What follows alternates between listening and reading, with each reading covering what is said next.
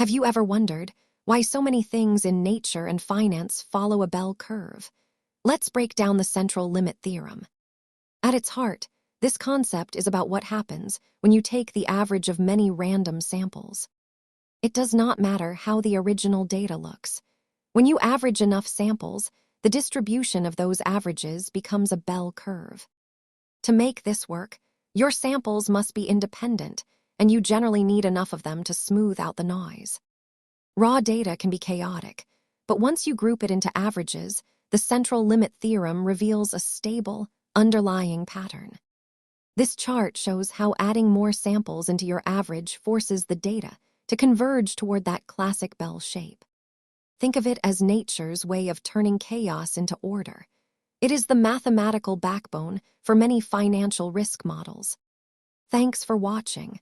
Understanding these basics helps you better interpret financial data. Educational content, not financial advice.